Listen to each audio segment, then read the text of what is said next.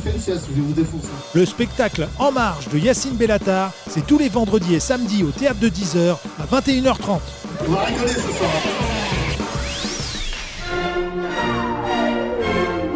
Les Grandes Glorieuses, l'émission de la relance humoristique française. Les 30 Glorieuses, avec Yacine Bellatar et Thomas Barbazan. Carte d'identité, carte de séjour. Bonjour. Faites du bruit, le Théâtre de 10h. Incroyable. Faites du bruit. Le podcast qui n'ira jamais au Marrakech du Rire. Quelle équipe incroyable pour m'accompagner. Quelqu'un qui aurait été dans une autre vie, selon ses fringues, un forain. Thomas Barbazan. Ouais, merci. Et jamais sans Yacine Bellatar. Bravo. Tu te dis bravo à toi-même? Bravo, le public Ah, peut pardon, reconnaître les choses importantes. C'est vrai que tu as déjà eu des propositions dans le showbiz, hein, pour aller bosser avec d'autres gens. Oui, mais je t'en parle pas, Yacine. Non, j'ai vu. Charlie Oleg, non? T'as pas appelé Charlie Oleg? Exactement, oui, tourner manège, je m'avais contacté pour remplacer. En parlant de manège, c'est quelqu'un qui malheureusement ne peut pas en faire énormément en France, vu sa taille. Je vous demande d'applaudir Younes Hanifi. Younes, énormément de plaintes contre son rire. Beaucoup de nos auditeurs saignent des oreilles depuis une semaine. Voilà. Nous, on trouve qu'il a un beau rire. Ah ouais, communicatif. Oui, on l'a recruté pour ça. Alors, il fait aussi des vannes. Oui. Il ne faut pas croire qu'il est là juste pour faire Mais un rire. on l'appelle la truffe. C'est-à-dire c'est tellement rare de ces vannes que c'est cher. Pour nous accompagner, quelqu'un qui a des statistiques, il n'est pas marrant, il est austère. Merci d'applaudir Walid Statistique. Bonjour à tous.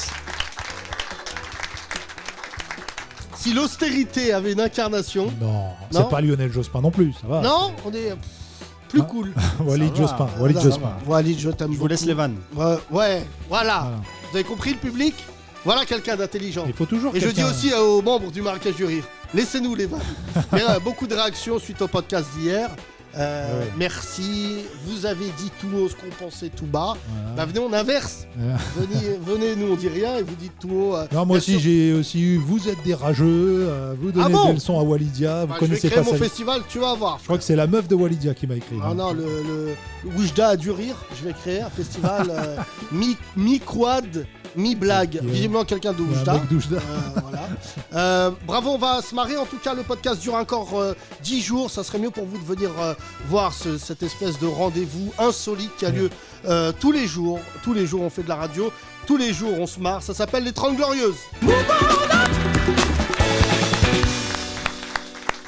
Aujourd'hui, nous allons parler du Manco. Ce restaurant à Paris, ce restaurant de merde qui a été pris en flagrant délit de racisme, mon cher Thomas. Oui, bah là, il y aurait eu 2 heures dans TPMP s'il y avait eu TPMP aujourd'hui. Même pas, je pense qu'ils auraient trouvé des circonstances atténuantes. Ça fait longtemps qu'on dénonce dans le monde de la nuit parisien un racisme exacerbé. Et dorénavant, les restaurateurs sont choqués, les boîtes de nuit, que les Arabes et les Noirs disent stop. Parce que c'est ce qui s'est passé. Oui. Je voulais saluer quelqu'un que j'aime énormément, à qui je parle en général entre minuit et 7h du matin. DJ Snake, faites du bruit s'il vous plaît pour lui. Il m'arrive d'échanger avec DJ Snake sur Instagram. Incroyable. Ça va, t'es où? Je viens de mixer devant 300 000 personnes à Bombay. Excuse-moi, j'ai joué devant 150 personnes de 10 heures. Et c'est le premier qui a relayé la vidéo de ce qui s'est passé devant le restaurant Le Manco, où des femmes noires se sont fait récaler pendant plus d'une demi-heure par un physio. Elles étaient bien habillées. Le problème, c'est qu'elles étaient noires. Oui, problème. Mais on leur dit aux gens, arrêtez d'être noirs. On le dit sans arrêt. Franchement, miser sur le blanc. Ça se fait plus. C'est devenu une affaire d'État. Le monde entier dorénavant sait ce qui se passe au Manco. Et c'est DJ Snake, le premier qui a relayé les images, je le redis, qui a dit on boycotte ce lieu. Et beaucoup de lieux parisiens vont dorénavant être outés. Et je compte sur vous aujourd'hui pour passer le message. Il est important que notre podcast se positionne là-dessus. Je ne vais pas faire de procès aux médias, mais quand même, il n'y a que nous qui en parlons, je crois. Là. Ah oui? Ouais, je crois. Il y a beaucoup d'articles de presse, j'ai vu. Oui, c'est sur les réseaux, c'est relayé. C'est relayé, mais Combini. Comme quoi, des fois, il y a des bonnes choses qui sortent des réseaux. Oui, bien sûr. Qui a vu cette histoire, pardon, excusez-moi, dans le public? Pas mal, tout le monde. Oui, tout le monde, cool. Hein. Oui, ça a fait le tour des réseaux. Donc, en vrai, non, BFM TV, c'est pas les premiers à se précipiter sur ce genre d'infos. Moi, j'ai une stratégie parce que évidemment je suis dans le FC recalé pendant des années, mais quand le mec me recale, ce que je fais, je baisse tout. Tu baises tout. Tout devant, je fais tomber les barrières, je crie Allahu Akbar, Ah oui. je fais genre, j'appelle les mecs de ma cité alors que j'habite plus dans la cité. Voilà, je dis attends, tu vas voir. Après, tu filer en garde à vous aussi après. Ça dépend. Non, mais une fois j'ai Non, filé il en n'a pas garde à besoin vue. de ça. Non, pour non, le regarder, c'est Bon, après, ce qui est gênant, c'est quand je fais ça seul sur un rond-point et qu'il n'y a pas de boîte de nuit. Parce que Non, mais le gilet jaune à tes heures perdues. c'est inadmissible de recaler les gens. Ça Il n'y a reste aucune excuse. C'est un resto péruvien, il me semble. C'est un resto Péruvien, de spécialité Alors, manco, péruvienne, c'est un gros mot en japonais. Ouais. Et je crois que ça veut dire quelque chose en sénégalais, en wolof. Mais c'est péruvien. Voilà. Donc, pourquoi ça a pris cette ampleur? C'est qu'à la base, bon, déjà, il y a eu la vidéo qui était chaude. Oui. Où tu vois des Renois se faire recaler, tout ça, machin. C'est un resto après- un peu de luxe, on va dire, avenue Montaigne à Paris, dans un C'est un quartier. resto de luxe. Dans un quartier riche. Quand tu manges 6 sashimi au thon, 49 €, déjà, c'est que psychologiquement, tu es dérangé. Mais te manger une recale alors que tu as de l'oseille, toi, Thomas, tu t'es jamais mangé de recale. Non pas parce que tu es blanc, mais parce que tu es dégueulasse devant Oui, ces bien lieux. sûr. Ah, moi, je Là, me- t'arrives comme ça, ils disent ah non, non. Au loin. Je me présente pas devant, comme ça je prends pas le risque, mais c'est vrai que je vais pas dans ce genre d'endroit, donc en même temps. Non, mais moi, Que vous soyez Renois ou pas, n'allez pas dans ce Mais tout resto. à l'heure, il y a un pote à moi, il m'a dit oui, elles se sont fait recale parce qu'elles étaient en claquette. J'ai dit non. Le problème, c'est la couleur du pied de la claquette. Dans la Ouais, voilà, un pied blanc dans une claquette, il rentre. Mais surtout, ce qui est fou, c'est que aux États-Unis, quand j'étais aux États-Unis ou en Angleterre, tu peux pas recaler comme ça. Non, mais c'est. Tu recales comme ça aux États-Unis, en Mais Angleterre. comparaison n'est pas raison, tu le sais à chaque fois quand on parle des États-Unis ou qui est beaucoup plus communautaire, où tout de suite, hop, ça réagit au quart de tour. Il y a des ouais avocats spécialisés là-dedans, alors qu'ici, si t'as pas Yacine Bouzrou, on sait pas qui appeler quand t'es victime de racisme. Alors ça Non, commence. Même Bouzrou là-dessus, il dirait ça, t'es un policier devant la boîte. Ouais. Non, bah, je peux pas t'aider. Non, mais c'est surtout, il faut donner, ça s'appelle le name and shame, il faut donner le nom de la boîte dorénavant, je le dis, on va parler avec le public là, et en fait, il faut boycotter. Et là, le Manco, dans mes souvenirs, c'est la première fois qu'on a un cas aussi explicite avec une marque. Et les langues se délient dans le monde de la nuit. Tony Gomez, que tu connais, tu te souviens, le patron de l'Arc, on a appris cet après-midi de l'étoile. L'Arc. Qui est L'Arc l'étoile. maintenant, d'accord, Ouais. ok, oui. On a appris qu'il appelait les Noirs les macaques. Oh merde. Et il disait à ses équipes, je veux pas de macaques dans ma boîte. Oui, mais malheureusement, c'est pas la première fois que c'est reporté. Enfin, pour ce restaurant-là, peut-être, mais non, je suis pas d'accord. Il y a énormément de marques, d'entreprises qui ont été ciblées. Tu avais l'agence de location Stéphane Plaza, tu as eu Adecco, tu as eu plein de trucs où c'était clairement établi. Tu as eu des enquêtes d'SOS Racisme, des testings qui ont été faits. Et non, c'est pas la première fois que ça sort. C'est juste que ça interpelle pas, malheureusement. Je suis pas d'accord. C'est vrai. Non, je suis pas d'accord. Si, bah moi je suis d'accord avec Walid.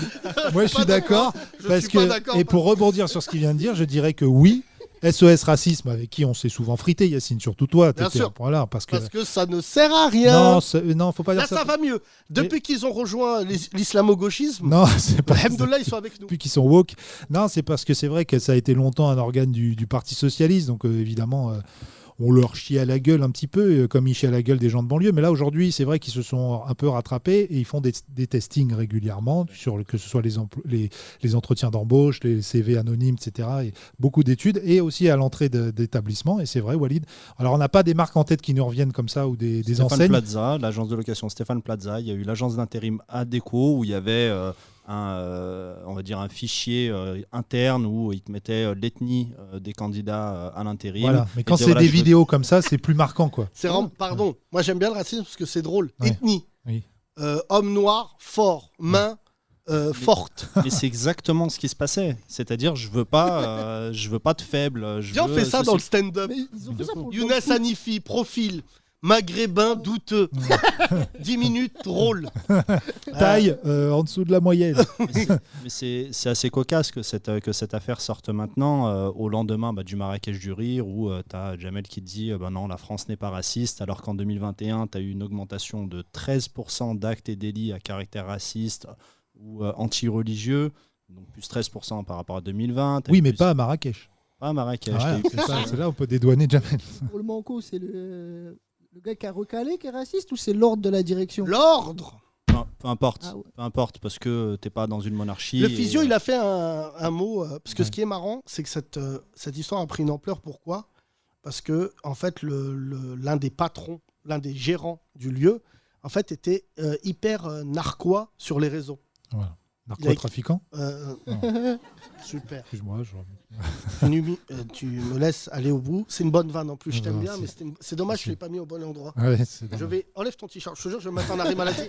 Non, mais c'est du Vous bandana. n'aimez pas mon polo? Non, mais On va t'es faire un- tatoueur on va en Lozère. C'est quoi ce pull? Tu l'as acheté où déjà? C'est un tribal d'un club Mais qui porte des de rugby tribales néo-zélandais. Les gens qui ont un tatouage tribal, Ouais. on est d'accord, qui méritent la mort. J'ai Ça, failli en faire oui. un, moi. J'ai failli en faire un. Pour que des gens se fassent recaler en boîte avec un tribal. C'est normal, ça. Charlotte, t'as un tribal ou Il pas? y a de la tribalophobie quand même. un Ah peu bah en la France. tribalophobie. On n'en parle Et jamais. Only God can judge me. Oui. Nique ta mère. voilà. T'as même pas besoin de te confronter à Dieu. Nous-mêmes on te juge. T'es moche. Bah, j'ai- Alors je reviens parce que voilà, je suis en désaccord avec Walid. C'est là où Ouais. j'en étais. C'est que je suis pas d'accord sur l'idée que ça glisse. Parce que malheureusement, se faire recaler en boîte de nuit, il n'y a qu'à Paris où tu as de l'appréhension quand tu es arabe et noir et que tu vas devant une boîte. Il n'y a qu'à Paris et en France. Dans d'autres pays, tu n'as pas cette appréhension. Mais le deuxième problème, c'est que le mec, en fait, le patron, continue à vanner les gens. Et qui dit, ouais, qu'est-ce que vous allez faire au pire? Et en fait, il ne s'attendait pas à ce shitstorm international. Parce que qu'on le veuille ou non, Snake a utilisé sa communauté. Écoutez bien les influenceurs de merde et les humoristes qui puent la merde là. Il a utilisé ses 7 millions de followers pour les mettre dans un but politique. Ça s'appelle de la politique. Il a pris un fait et il a dit il faut qu'on ferme. Et ça a pris une dimension internationale, parce que DJ Snake, c'est pas un humoriste qui joue au Paname. C'est suivi par des millions de gens à travers le monde. Bah, c'est fermé là actuellement. C'est fermé. Moi, j'ai appelé quelques politiques aussi pour relayer l'histoire, en disant. Et en plus, c'est un groupe. Manco, ça fait partie d'un groupe qui appartient à Benjamin Patou, qui est considéré comme l'un des rois de la nuit.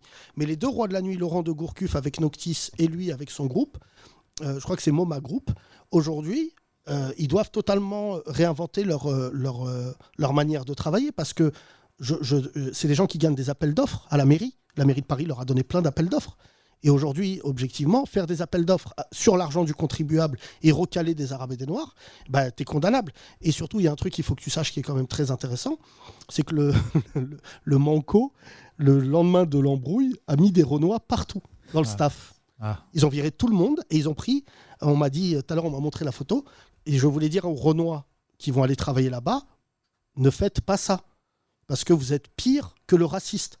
Si vous êtes au courant de cette histoire, et c'est valable pour les rappeurs ou les artistes renois qui vont aller consommer dans ces lieux-là, en France, notre boycott, il est balbutiant. Aux États-Unis, en Angleterre, quand ils disent on boycotte ça, on boycotte ça. Je vais vous raconter une histoire concernant le Wu-Tang. Dans les années 90, le Wu-Tang était le groupe phare du hip-hop américain. Et pour ceux qui ont mon âge, vous vous souvenez, ils mettaient des Timberland. Et le patron de Timberland, l'un des patrons, avait dit c'est pas une marque pour les Noirs. C'est pas une marque pour les mecs les rappeurs, sous-entendu les Noirs. Et Reza, l'homme charismatique du Wu-Tang, avait lancé une campagne de boycott à l'encontre de Timberland qui a fait beaucoup de mal à la marque. Résultat, c'est des Américains, ils ont eu la tête du mec qui a démissionné, excuse publique, ça c'est les États-Unis. Deuxième point, ils ont réclamé un truc, le Wu-Tang, qui est assez brillant, une campagne de pub avec des Renois qui coupent du bois. Et donc, sur Times Square, tu avais des photos de Renois qui coupaient du bois en bûcheron, et ça avait calmé beaucoup de marques. Là, aujourd'hui, le Manco, je pense qu'ils ne vont pas se relever de ce qui va se passer. Et franchement, objectivement, j'ai envie de voir, partager avec le public, ceux qui se sont fait recal. Levez la main, ceux qui se sont déjà fait recal, levez la main. Ok, on fait tourner le micro. C'est parti. Moi, d'une mosquée, mais ça compte pas. Bah, c'est vraiment... Voilà, bonne. Bonjour. C'est pas vrai. Bonjour, je ne suis pas faire quel du Manco. Hein? Non, je me suis bah pas non. faire Non, cal non, là, du Manco. comment tu te tiens? Non, mais tu t'es fait recal d'où? Attention, cette scène est mythique, mais pas tes pieds dessus. Hein? D'où? Comment Non, tu mais t'appelles, pardon? Hassan, je me suis déjà fait recaler, déjà de par mon âge, parce que je suis un peu plus âgé que vous. T'as quel âge, pardon? J'ai pratiquement 50 ans. Et tu fais quoi dans la vie? Je travaille dans la fonction publique. D'accord, tu ne me diras pas quoi. Mais en tant que keuf, quand tu te fais recal... non, pardon. Quand tu t'es fait recal, dis-moi. Déjà, j'habitais en province, je me suis fait recaler déjà des discothèques à l'époque. On nous disait T'avais un pas vous de n'êtes def. pas un habitué. Accompagné. Vous êtes pas... Non, mais surtout, le truc qui revenait souvent, c'était vous n'êtes pas un habitué. Donc, pour être habitué, il faut déjà rentrer une fois. Oui. Bonne phrase que tous les Arabes et On les Noirs de disait ce tout pays ça. connaissent. Je me rends compte qu'on a quand même, tous les Renois, un almanach des phrases à dire à un vigile. Ouais, et donc, pardon, Hassan, Philippe. Ouais, mais t'avais ça, ou bien t'avais la fameuse phrase ouais, mais j'ai un ami qui est à l'intérieur, je veux juste le voir 5 minutes et ressortir. Mais ça, Tu vas à l'hôpital, toi, quoi. non, mais genre de truc. Mais voilà, c'est pour ça que, pour rebondir à ce que vous disiez par rapport à DJ Snake, c'est vraiment très important qu'il y ait ce genre de relais par des artistes. Parce que malheureusement, et en fait, moi je suis venu aujourd'hui parce que suite à votre podcast d'hier sur le Marrakech du Rire qui m'a particulièrement touché. Parce que moi, je me suis senti vraiment insulté en voyant le Marrakech du Rire. Clairement, parce que, voilà, on va pas revenir là-dessus, mais bon, ça... C'est ce que tu fais. Pardon ? Ça conditionne. Mais ça conditionne à ce genre d'attitude, le Manco ou d'autres trucs. On va pas lier le Manco au Jamel Comedy Club, mais hier, ce que j'ai annoncé, ce que j'ai dit, que j'assume totalement, parce que j'ai reçu quelques messages d'humoristes qui me disent c'était chaud, mais je lui dis est-ce que ce que j'ai dit c'est chaud ou c'est faux ? C'est pas la même chose. C'est chaud ce que j'ai dit, mais j'assume. Je te dis, et je me rejoins dans le fait de dire que cet état d'esprit insufflé par le monde artistique français, où tu as encore des humoristes d'ailleurs qui font des blagues en disant je me fais recal de boîte de nuit. Il y en a, je sais pas si Younes il en croise. En fait, tu te rends pas compte que c'est inadmissible de faire un corps des vannes en disant c'est pas normal de se faire recal. Enfin, moi, je veux pas citer de nom, mais moi j'ai fait fermer des lieux. Avec fierté, je le dis ce soir. Il y a des mecs en boîte de nuit qui ont voulu faire les malins avec moi. Je revenais le lendemain, je faisais des dingueries. Parce qu'il est hors de question. J'ai de l'argent dans ma poche. Je suis poli, je suis propre. La tête de ma mère que tu vas fermer ton lieu avant moi. Et là, moi, si j'étais avec les meufs renois, elles étaient le gars qui les a recalées et un blanc, j'ai envie de dire. Mais alors, la double peine, c'est quand tu es recalé par un rebeu ou un renois. Et là, tu dis, mais gars, qu'est-ce que tu es en train de faire ? Généralement, c'était la technique dans les discothèques de mettre des rebeux ou des renois. C'était en limite qui se démerdent entre eux, quoi. Et c'est généralement la technique utilisée. On met des physios rebeux ou renois pour qu'ils se démerdent avec... Avec un pote à moi, on voulait absolument rentrer en boîte à Lyon. Et, dis donc, c'est pas une stat, ça, Walid ? C'est donné la main. Quoi, cette stat, j'ai un pote à moi. On s'est donné la main, on a fait comme si on était gay pour pouvoir rentrer. Oh là là, Walid ! Ah ouais.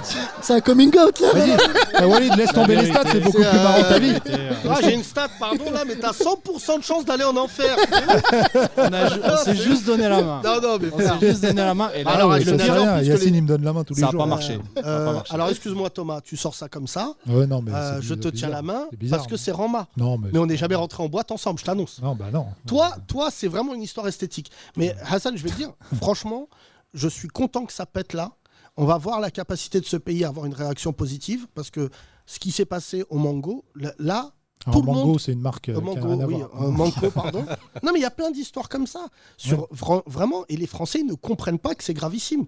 Je ne comprends pas que ces groupes-là aujourd'hui, le monde de la nuit doit changer. Hassan, t'as grandi où, toi ? En Alsace. Et c'était quoi la boîte qui te recalait ?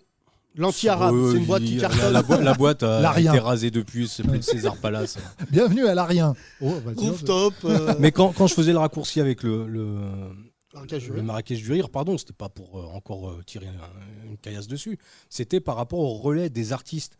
Moi, pardon, mais la campagne présidentielle qu'on s'est mangée là, cette année, les artistes, ils étaient absents, totalement absents. Ils se sont révélés seulement entre les deux tours, quand en fait l'affaire était faite, quoi.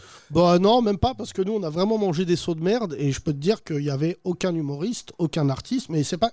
Nous on le dit souvent, on va pas. Hier j'en ai parlé, j'ai parlé du Marrakech du Rire, parce que vraiment pour le coup, je dis souvent l'humour c'est sérieux, on va pas revenir là-dessus, c'est juste ça pue la merde, c'est gravissime, et aujourd'hui j'ai eu des gens qui travaillent chez M6, ils m'ont dit ouais mais on a fait 3 millions, c'est un gros score. J'ai dit mais qu'est-ce que je m'en bats les couilles du score ? Les conséquences, c'est que les Arabes et les Noirs, et je pourrais pousser jusqu'aux Asiatiques, ils vont être humiliés parce que je me dis, tu vois, ce que me disait un pote à moi qui a écouté le podcast, il me dit, mais tu te rends pas compte frère, je suis en province, en vacances, je suis un mec de Paname, des gens ils ont regardé le Marrakech du Rire et ce matin, enfin le lendemain matin, ils faisaient les vannes qu'ils ont entendues et en fait à table, ils ont sorti la vanne de Paul Mirabel sur le souk. Et lui, il a commencé à dire, ça va là. Ah, tu prends tout mal.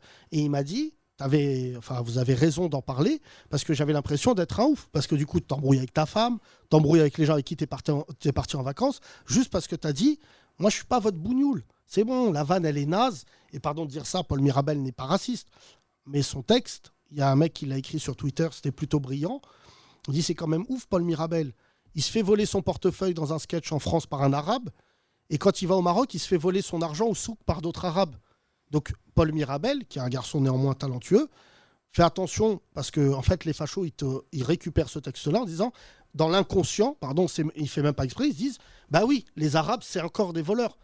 Tu vois, c'est plus dur d'écrire un texte en disant, bah, j'ai un pote à moi, arabe, je sais pas, neurochirurgien. Ouais, mais la banalisation, la banalisation avec tout le respect que j'ai pour Paul Mirabel, j'ai son oreille dans ma poche. Mais... C'est quoi cette blague? Tu me l'as envoyé déjà tout à l'heure, j'ai pas compris. On peut avoir cette explication. Mais non, mais ce que je veux dire, c'est que la banalisation comme ça du racisme, c'est trop gratuit. C'est quoi l'oreille dans la poche? Son oreille dans la. Non, c'était une connerie.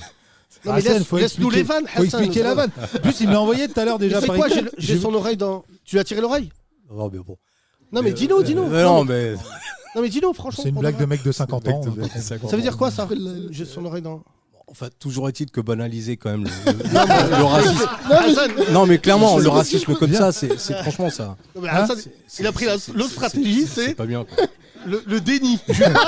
Il est néanmoins Zidane. Non mais c'est quoi? Non mais c'est trop hardcore, on coupe. Non mais dis-nous, c'est quoi? J'ai l'oreille dans ça. Non mais Hassan, dis-nous. Il est très gêné. Mais c'est pas une vanne, c'est pas parce que Zarma c'est quoi? C'était une connerie, c'est tout. Mais c'est quoi? J'ai même pas compris ta connerie. Il veut pas lâcher ma veste. Bah non. C'est par rapport au taureau? Non, c'est quoi? Non mais j'ai pas compris. Les oreilles. Oui. Dis-nous Hassan. Non mais c'est rien. Non mais. Si quelqu'un a compris la vanne, levez la main. Je crois que j'ai capté, c'est parce que genre tu.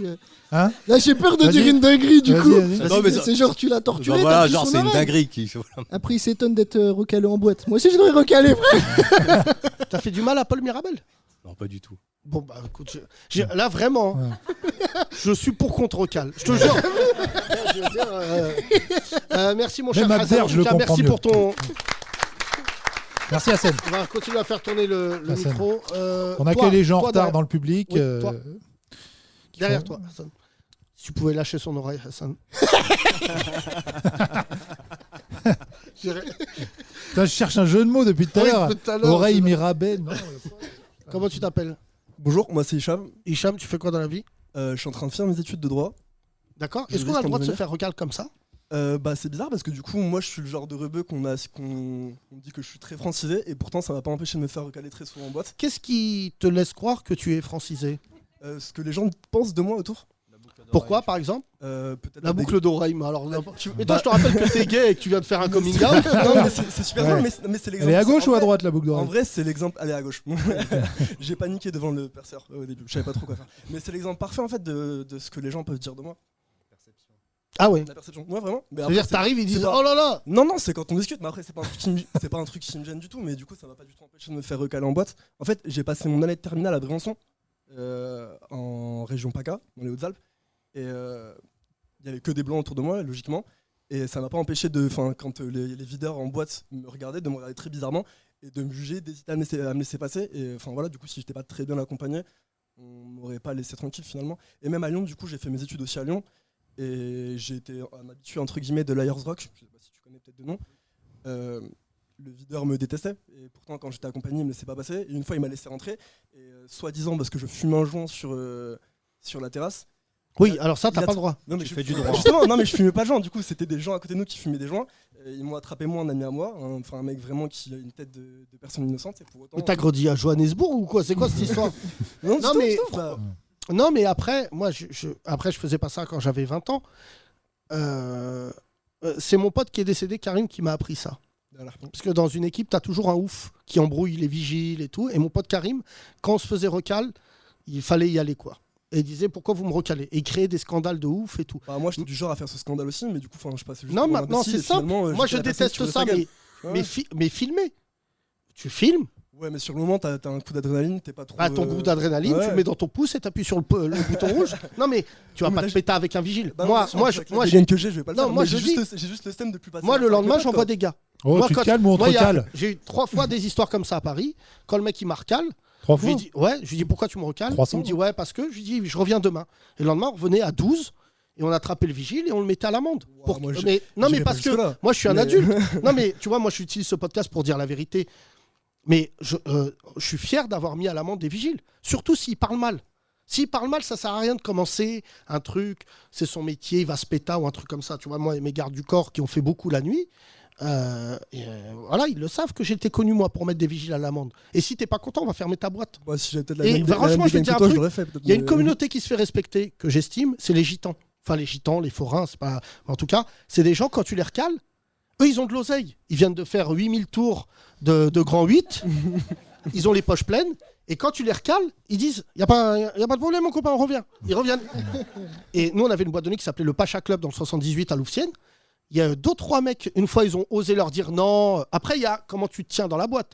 Mais ce qui est fou, c'est que on dit plus ça aux Arabes et au Nord en disant tenez-vous bien, mais on le dit pas aux Blancs. Tu vois, moi, des fois, je rentrais dans des boîtes, j'avais des Blancs rébous, ils montaient sur la table, ils dansaient. Et je me disais, putain, mais un Robin Renoir, il ferait ça, il se ferait recal tout de suite. Je sais pas si le parallèle est pertinent, mais c'est la même chose à l'école aussi. Du coup.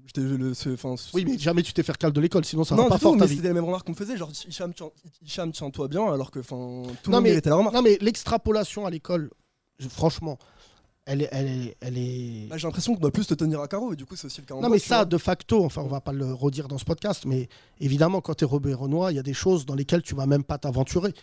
C'est ce qui fait d'ailleurs que des groupes d'amis finissent par splitter, parce que le plus gros problème, c'est colorblind. C'est les gens qui ne comprennent même pas qu'on vit avec cette réticence d'avoir peur de se faire recal. Moi, j'ai 40 ans, pour d'autres sujets, j'accepte plus de me faire recal. Mais aujourd'hui, les Arabes et les Noirs, quand ils doivent écouter ce podcast, quand ils envoient un CV, ils doivent se dire, c'est une lettre à la mer. Tu vois, et ça, malheureusement, j'espère que le Manco sera l'une des pierres à amener à la rébellion. Mais l'idée, c'est de dire stop. Comme hier, on a dit stop au Marrakech du Rire. C'est pas, moi, il y a des gens qui aiment bien, tant mieux. Mais moi, je pense que j'ai la légitimité et la force avec ce podcast d'essayer d'expliquer aux gens de mon public et que le public, de voir aussi vos réactions, de dire est-ce qu'on est bien d'accord que ce qui s'est passé est inadmissible. Et en fait, c'est un plébiscite. Tu vois, c'est pas une secte ici. Mais si les gens ils prenaient le micro et me disaient, moi, je suis pas d'accord avec toi, j'ai surkiffé les sketchs, bah franchement, je l'aurais entendu. Mais force est de constater, sur très peu de temps, entre le Marrakech du Rire, entre ce qui s'est passé là, entre ce qui se passe, tu vois, même si j'ai des désaccords avec elle, mais Kéké, la députée, ce qu'elle se mange comme commentaire raciste de ouf. Non, mais de ouf, Alors c'est-à-dire. qu'elle-même est raciste. Hein Alors qu'elle-même est raciste. Super, ça c'est un autre débat. Hicham, tu te tiens bien. Mais je vais dire, pour fermer la parenthèse sur Kéké, bien sûr j'ai vu ses tweets, bien sûr j'ai vu ses vidéos et tout. Tu sais, je pense que Kéké c'est quelqu'un qui vient d'un autre pays. Donc elle n'a pas la lecture assez folle de ce pays, du vivre ensemble. C'est-à-dire que moi j'ai décidé en fait de ne plus essayer de comprendre ce que certains darons rebeu-renois pensent, parce que je dis pas qu'ils ont une vision étriquée des choses.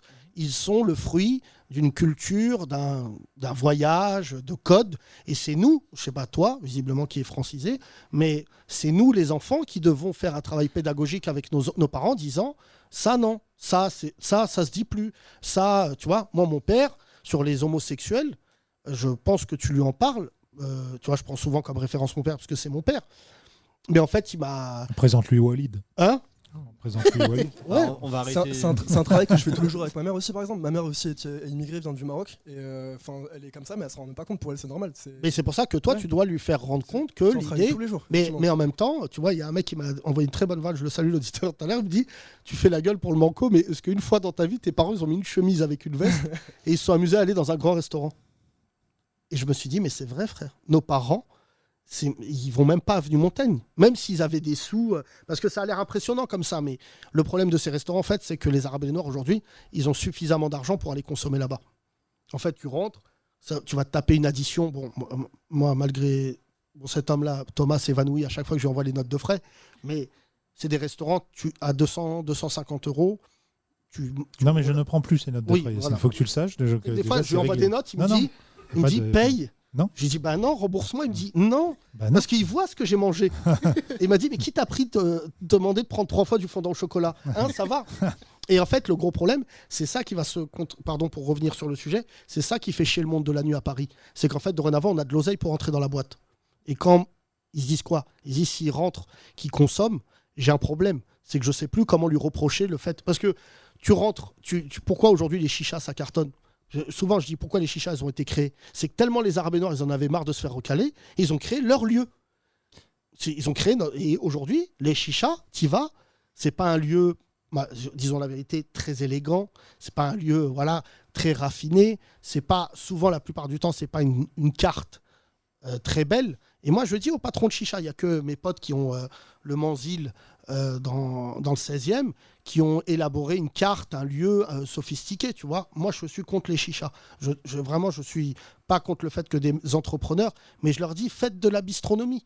Venez, on les prend à contre-pied, les fachos. Chicha, c'est trop communautaire. Faites de la vraie gastronomie française et vous allez avoir plus de clients que des rebeux et des renois qui te regardent de travers et quand tu es un stand-upper, tu vois, ils se disent on va le buter. Et pour faire l'analogie sur ce que tu viens de dire, Yacine, par rapport au pouvoir d'achat et des problématiques nouvelles pour le monde de la nuit, tu peux rapporter ça au voile, aux femmes voilées. Quand pendant des années, depuis les années 60-70, tu as dans tous les bureaux parisiens et de province aussi, des femmes de ménage qui viennent faire leur travail de 6h à 10h du matin, quasiment toutes voilées, ça n'a jamais posé de problème à personne.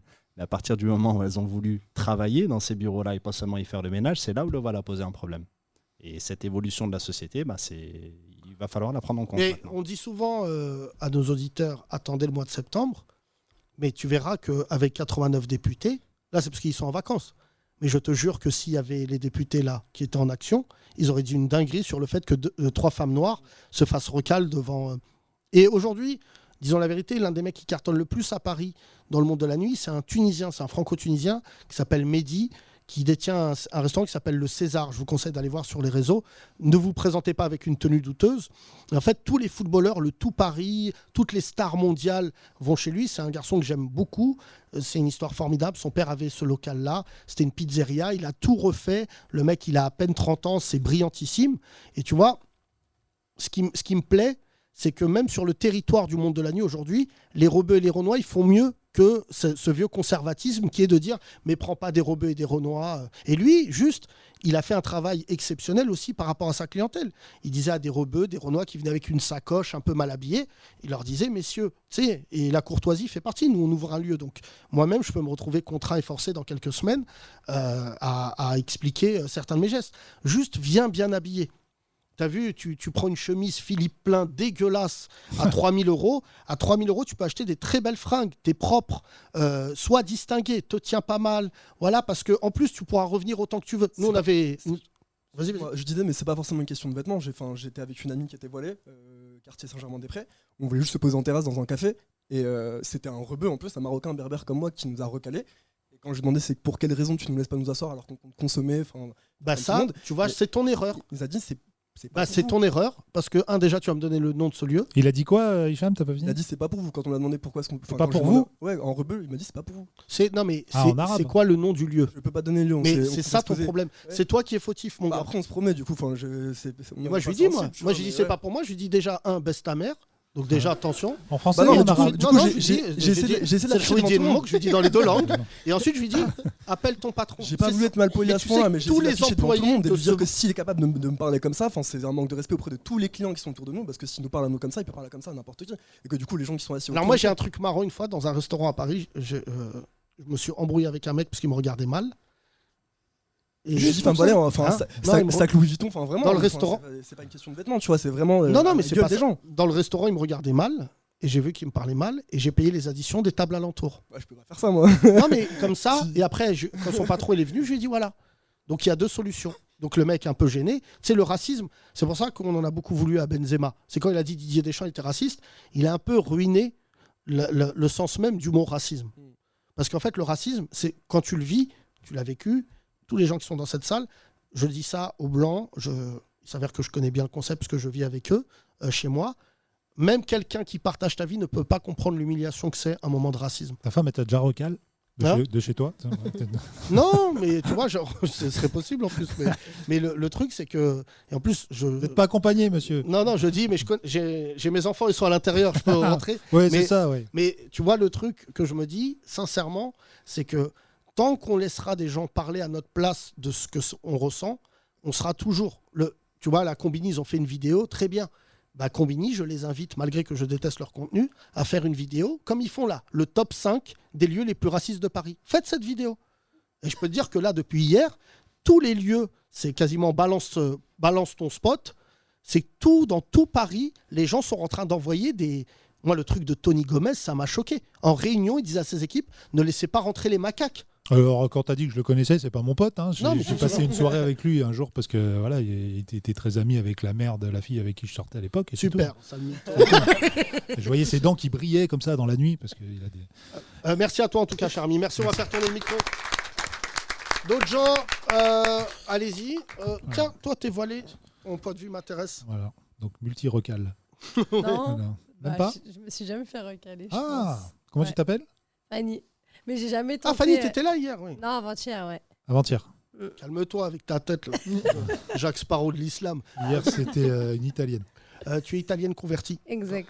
Oui, c'est toi. Et tu t'es jamais fait recal? Non, pas encore. Ça m'est jamais arrivé. Après, moi, je vais pas en boîte de nuit. Je vais pas. Le monde Oui, de c'est la vrai nuit, que l'islam restreint beaucoup le fait de danser sur un podium.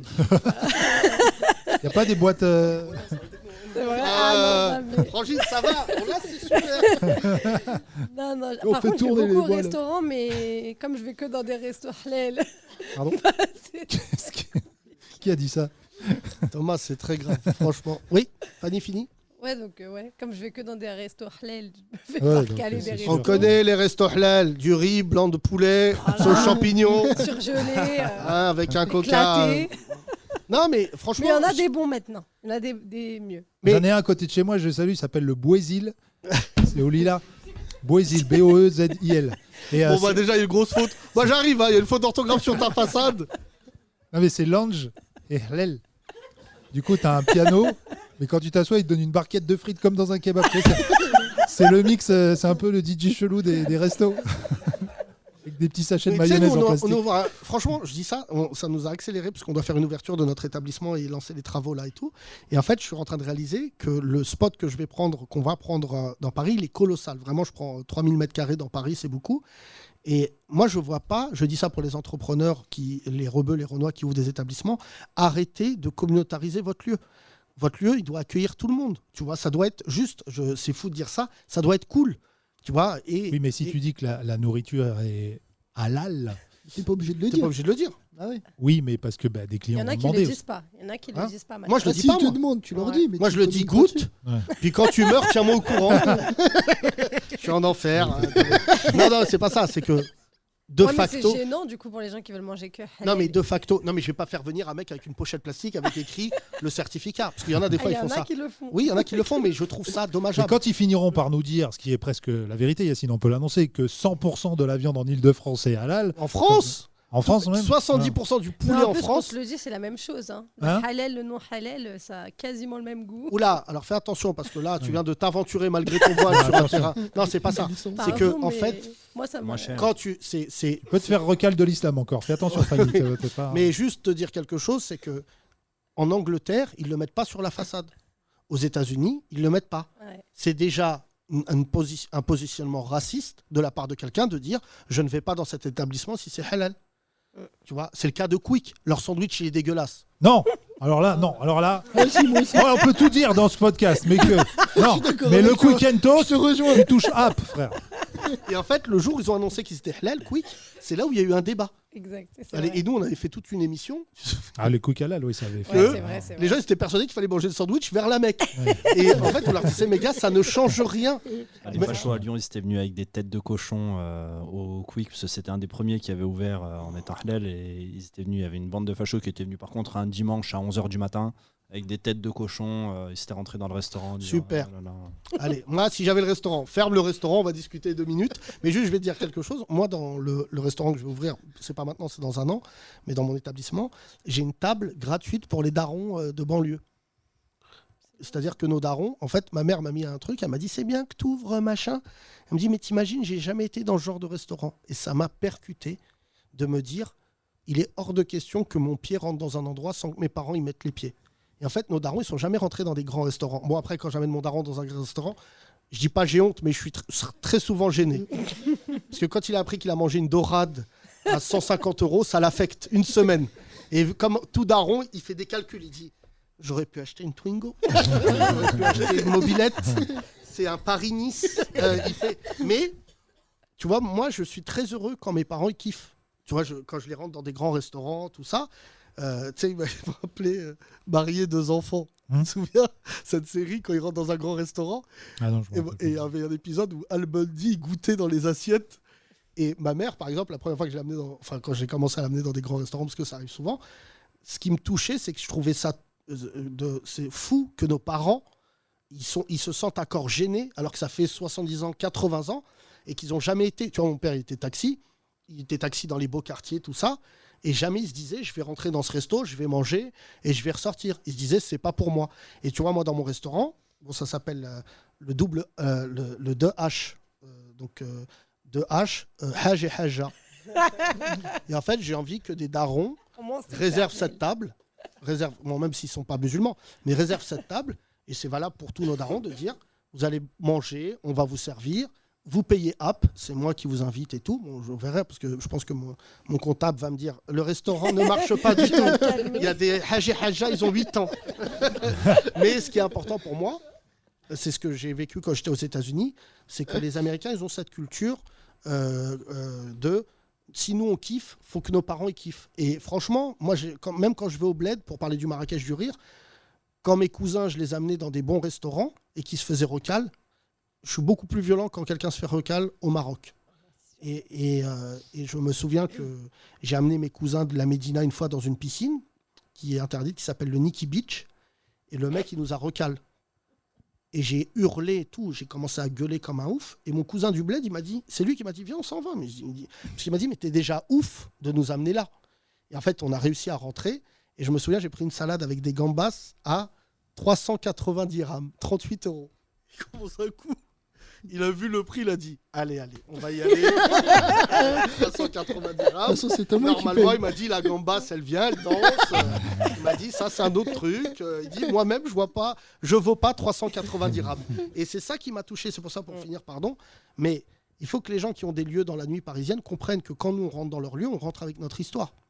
Nous, on sait ce que c'est de ne pas rentrer en boîte. C'est franchement, et ce qui me touche là dans le témoignage de ton prédécesseur, c'est que malgré... T'as quel âge ? 24 ans, frère. J'ai 40 ans et c'est encore la même histoire. Moi, je me disais, c'est derrière nous, frère. Là, ce qui est chaud, c'est qu'à 24 ans, toi-même, tu te dises, je vais pas aller là, je vais pas aller là. Ça veut dire que c'est ma génération et celle du dessus, Hassan, qui a des trucs dans les oreilles, qui ont raté nous, notre génération, il y avait les rappeurs qui dénonçaient ça, mais maintenant, ils rentrent en boîte, les rappeurs. C'est même eux qui dépensent le plus. Ils dénoncent plus rien, non ? Parce que déjà, ils rentrent en boîte, ils prennent une table et c'est eux qui font vivre la boîte. Pour la plupart des boîtes à Paris, c'est... Pour balancer un dossier sur Tony Gomez, comme ça lui fermera sa gueule. Tony Gomez, une fois, il y a une bagarre générale qui a éclaté dans une boîte de nuit qui s'appelle Le VIP à Paris. Oui. Et lui, il a l'arc. Et il a vu les vidéos de caméra surveillance en disant, putain, heureusement, on n'a pas les mêmes clients. Et c'est l'un de ses gérants qui lui a dit, mais Tony, on a les mêmes clients qu'eux. Aujourd'hui, tu vas dans les boîtes de nuit parisiennes, tu vois quoi ? Tu vois des mecs en train de respirer dans des ballons au fin fond de la boîte. C'est ça. Oui. Mais le problème, c'est que j'invite à outer tous les footballeurs, rappeurs, ce que tu veux, qui vont aller en boîte de nuit dans les semaines qui viennent et qu'eux-mêmes, on les boycotte. Parce que c'est eux qui doivent dire aujourd'hui, je viens plus dans ta boîte. DJ Snake, frère, sa carrière, elle est exceptionnelle. Il n'était pas obligé de le faire. Le mec, il s'est plus engagé. Bon, il est visiblement, selon son dernier titre, un peu algérien. Mais le gars, il est plus engagé. Il aurait pu dire, moi, je suis rebeu, les histoires de Renoir, ça me touche pas. Il aurait pu faire 1000 excuses. Le cum, je sais pas où il est dans le monde, il t'envoie un message, il dit, regarde. 10 millions d'abonnés. Hein. Et personne, en France, j'ai pas vu, là, pour l'instant, d'artistes. Rokhaya, évidemment, a fait un truc. Donc, les influenceurs, ils ont suivi, mais après DJ Snake. Bien sûr. Merci copine. On continue à faire tourner le micro. Qui n'est jamais venu ? Levez la main, excusez-moi. Ok, derrière, au fond. Juste derrière toi, là. Tata, toi. Déjà, t'es qui, toi ? Oui. T'es jamais venu, toi ? Non, je viens pour la première fois. T'es venu avec qui ? Avec mon fils, Isaac. Mais Isaac qui était là hier ? Oui. Qui a un Instagram incroyable où t'es torse nu, tu fais du... Hein ? C'est une photo de ton père ? Ouh là là ! Comment ça ? C'est une photo de ton père jeune, là ? Le beau gosse Idriss Elba ? C'est de quelle origine, toi ? Congolais. Bon, on va... T'es habillé sobrement pour un Congolais. Pas de slip jaune. Hein ?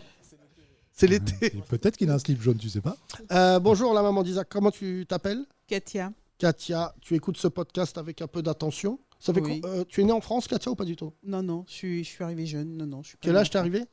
Je suis arrivée, j'avais 5 ans. Ah oui, très jeune, oui. Et Katia, elle écoute pas le podcast ? elle le vit. C'est mieux. Voilà. C'est Isaac ça. qui a ramené sa maman. Donc Oui. c'est Oui. très Alors dit que ramenez vos c'était très, parents, très visiblement. intéressant. Là, on a perdu le contrôle du podcast. Ouais, Venez ouais. avec vos larrons. Voilà. Et là, d'ailleurs, elle a très bien noté que la table gratuite pour les parents. C'est exactement ce que Tu es je la disais. bienvenue. Je me suis dit, je prends note. Ne viens pas habillée comme une Congolaise. C'est-à-dire, viens pas avec une robe en lézard. Voilà, faut rester sobre. Non, mais c'est bien non, comme concept, t'es d'accord? Non, mais je trouve est-ce que tu as déjà mangé dans des grands restos, Katia?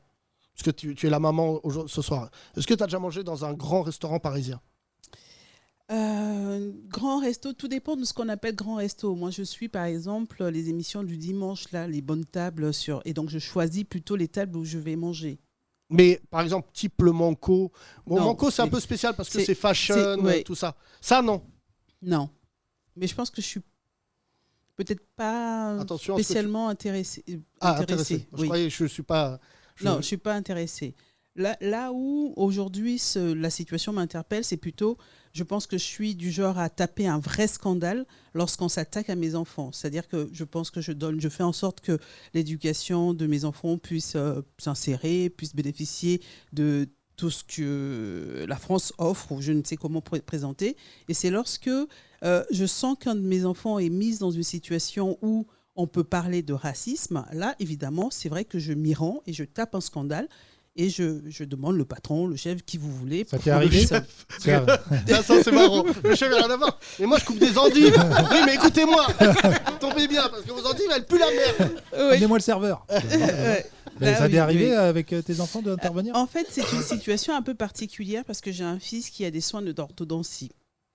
Et une fois, il avait rendez-vous, j'avais oublié de lui donner ma carte vitale, j'avais oublié aussi de lui donner le chéquier, le chèque simplement. Oui. Et il s'est retrouvé auprès de cette praticienne qui lui a fait une remarque, mais dans le style, mais ta mère, qu'est-ce qu'elle croit? C'est gratuit? Alors là, je vous assure, mais c'était la réflexion. Vrai que tu lui as retiré les dents. Du coup, après. Une oreille avec un seul. Oui. Et je pense que mon enfant l'a subi comme quelque chose qui remettait un petit peu sa différence, c'est-à-dire le fait qu'il soit différent, qu'il soit noir, que voilà, et que sa mère n'avait peut-être pas les moyens de lui offrir ces soins-là. Et là, ça m'avait secoué en moi-même parce que je pense que je travaille suffisamment dur et que je contribue et que finalement, lorsqu'on choisit de faire ce genre de soins, c'est parce qu'aussi on pense et que ça arrive à tout le monde d'oublier d'avoir de donner un moyen de paiement ou quoi que ce soit. Tu sais, franchement, j'ai envie de chialer parce qu'il n'y a rien de plus beau quand tes parents. Nous, notre génération, on est des parents, on prend la défense de nos enfants sur le racisme et tout. Mais tu sais, nos parents, des fois, quand ils venaient, moi je me souviens qu'une fois, mon père, il a embrouillé un prof qui m'avait dit un truc raciste et j'avais pleuré de joie, quoi. Et bon, après, mon père, il est ouf, donc il a commencé à dire des trucs. Et en plus, nos darons, quand ils s'embrouillent, ils sortent tout le pédigré de la famille. Ils disaient, mon arrière-grand-père a tué des nazis. Oh là là, et tout là. Et c'est exactement la situation. J'ai mon grand-père qui a fait la guerre. Donc quand je dis, il a fait que lui, il est parti sur le front, il s'est battu pour la France. Et je pense que je mérite et que mes enfants méritent et qu'il est hors de question que qui que ce soit puisse leur porter de faire une réflexion quel qu'il soit. Bravo, Katia. Ouais. Si t'avais dit ça devant le Manco, Mais moi, madame, je suis aux endives. C'est super, votre truc. Mais moi, merci, Katia. Amenez-moi Cyril Lignac. Mais non, il ne travaille pas ici du tout. On va continuer. Les trois derrière, là. Mon père, il a perdu les pédales une fois aussi. J'étais petit, je me rappelle bien. Mon père, c'est quelqu'un de calme, mais faut pas le chauffer. Et j'étais petit, je me rappelle. J'étais en fin de maternelle et je me faisais embêter par un groupe d'enfants.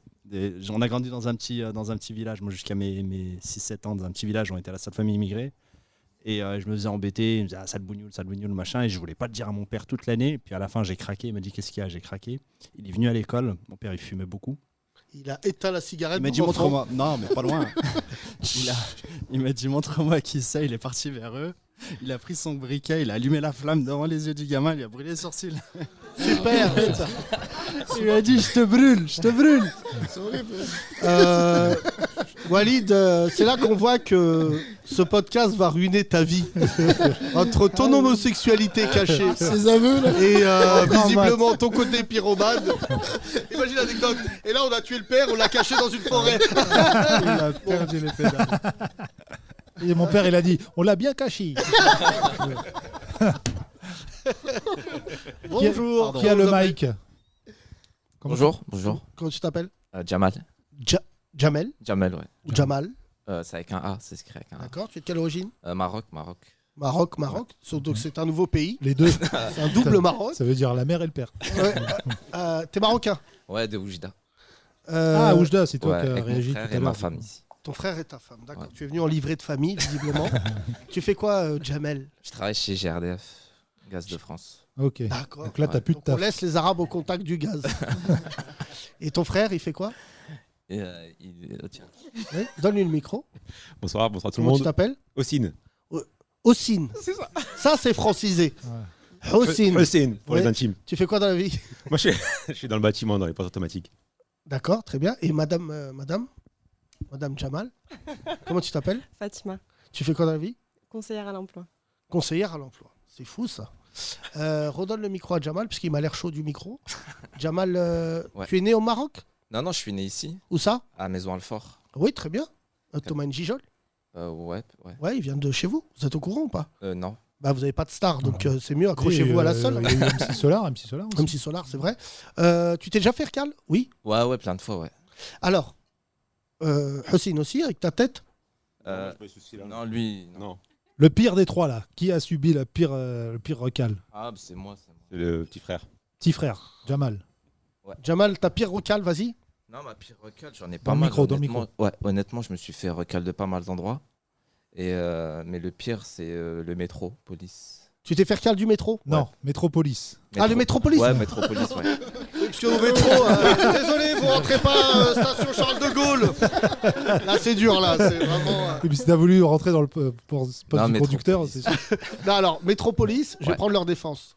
C'est qu'en fait, c'est du bétail. C'est qu'ils acceptent 100, ils recalent 100. Ah ouais, c'est une boîte à l'époque, énorme. C'est un gros entrepôt à Orly. Non, Ouais, c'est au-dessus de la Nationale Ouais. 7. Ouais. Quand vous allez, vous prenez l'aéroport, il y a des golemons qui Ouais. sont en train de danser dégueu, à côté de Rungis. Ça fait Et juste, eux, c'est pas le système B2B. Ce qui est plus délicat, c'est quand tu arrives et que tu la prends pour toi. Je rajoute autre chose parce que je vois ton épouse à côté de toi. Une fois, j'ai pété un plomb, mais j'étais jeune, parce que j'avais lu en plus un bouquin sur la colonisation, dans le système colonial et esclavagiste, l'importance de s'attaquer aux femmes.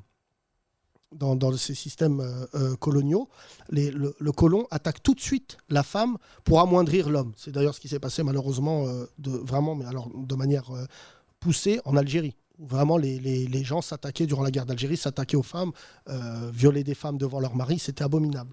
Et ça s'est perpétué en fait dans le monde de la nuit, et je pèse pas mes mots. Il n'y a rien de pire que d'arriver dans un groupe racisé, rebeu, renois, ce que tu veux, homme-femme, et que le vigile dise aux femmes, vous rentrez, pas les mecs. Et je me souviens qu'un mec me l'avait fait, j'étais en pleine lecture à l'époque d'un bouquin, je dis, attends gars, ça veut dire que tu dis, nous on va rester devant la boîte, on va laisser les femmes avec qui on est venu, donc on est accompagnés, rentrer dans la boîte, incroyable ça.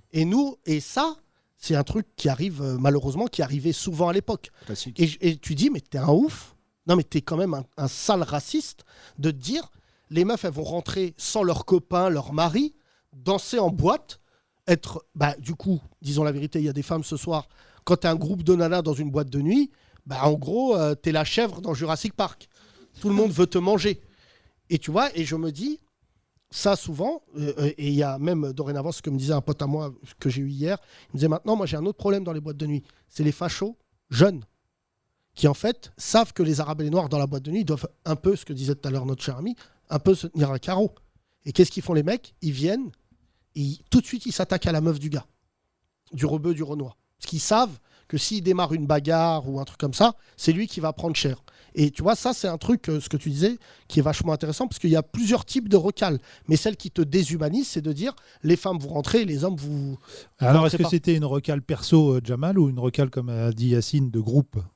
Non, je suis allé, ça fait un petit moment, mais c'était plus perso. On y allait genre à 2-3 et vraiment c'était, il y a le truc, mettez-vous sur le côté, il laisse passer des gens et après il te recale devant. Ça c'est pas bien ça, on est bien d'accord. Quand il y a un petit peu de population, on a fait ça 2-3 fois, après ça y est après. Et du coup c'était plus des babtous qui passaient et vous les rebeux ou renois? Ouais, parce qu'on y allait, j'étais avec mes meilleurs amis, c'est des rebeux, on était 3 rebeux, 3 Marocains, donc voilà, tu en gardes un mauvais souvenir. Ouais, franchement, ouais, c'était. Comme tu dis tout à l'heure, en plus, tu vas dans l'optique de passer un bon moment, tu as travaillé toute la semaine, tu veux. Voilà quoi. Jamal, ouais. on est entre nous. Je vais raconter aux Blancs qui écoutent ce podcast qu'est-ce qui se passe quand tu t'es fait recal. Tu remontes dans la voiture. Déjà, Là, il y a un silence au métro, de fils de pute. Et là, en général, l'un des mecs recalés va dire bah voilà, c'est des racistes dans ce pays. Qui va être un énervement sur. Ah non, mais c'est. de toute façon, Et là, c'est vrai que la plupart du temps, tu finis. Non, mais nous, il n'y avait pas la chicha à l'époque. Là, tu partais en débat sociétal avec tes potes. Grosse remise en question. Tu parlais de taf, d'appartement. Tu te rends compte que partout, tu es exposé à la recale. Et tu finissais à Paris en train de manger une peucrée, Nutella banane. Mayo harissa. Hein Mayo harissa. Mayo harissa. Bon, ça, c'est vraiment. T'es chelou aujourd'hui, je te le dis. Nutella banane, mayo harissa. Même le mec, il dit tranquille, chef.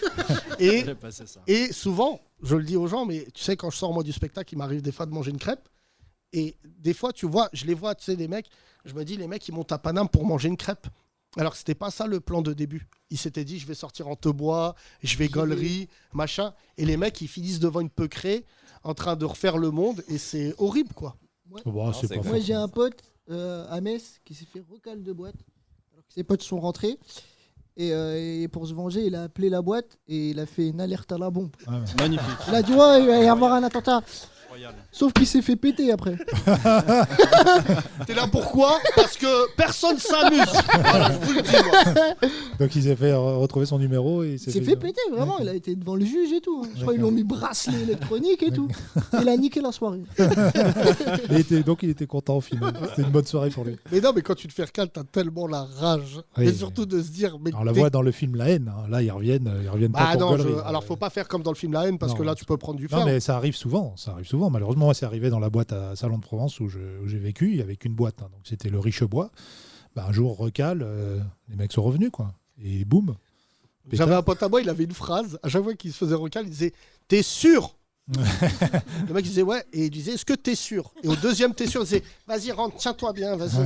Parce que le mec il dit t'es sûr, lui il a pas, tu vois. Avec les yeux injectés de sang. Ouais. Souvent ceux qui reviennent, c'est ceux qui sont entrés, qui se sont fait virer pour un mauvais comportement parce qu'ils étaient. De quoi ? Ceux qui reviennent généralement pour, pour revenir aux mains. Ah non. Alors là vraiment, là, je sais pas où Ah bah non. Mais nous à Paris, c'est ce qui me rend fier, pardon les Lyonnais, mais franchement aujourd'hui. C'est très rare que ça prenne cette. Moi, je croyais que Paris, c'était derrière nous, ces embrouilles-là. Et il y a peut-être un côté, le quartier des Champs-Élysées, tu sais, ces derniers temps, un peu les fachos commencent à dire que ça a été beaucoup. Bon, c'est pas forcément les Qataris qui les embêtent, mais qu'il y a beaucoup de racailles qui traînent dessus, etc. Je me demande ça si. n'a rien à voir, Thomas. Les meufs, c'est 3 Renois. Oui. Disons la vérité, tu vois, t'as un détecteur de Kaira.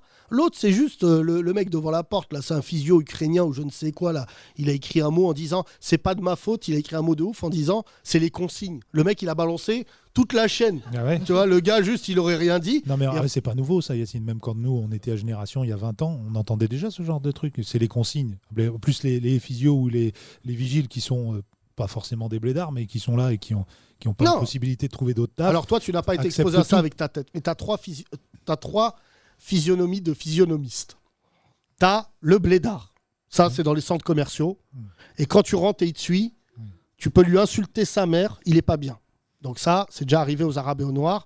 Tu es déjà suivi dans un rayon. Et je peux te dire que quand tu es suivi dans un rayon, tu deviens fou furieux.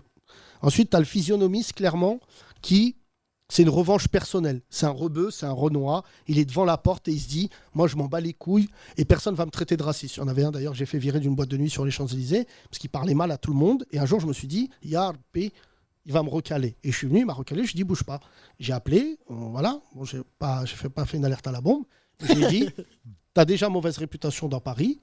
Tu m'as recalé, t'as aucune raison. Il me dit ouais, mais j'aime pas ce que tu fais. Je lui ai dit je m'en bats les couilles. T'es pas là pour choisir qui rentre pas. Je lui ai dit maintenant, je te dis la vérité, bouge. Et pour moi, c'est ça qui est déterminant. C'est qu'il faut que ça sache qu'il y a des mecs avec qui tu rigoles pas.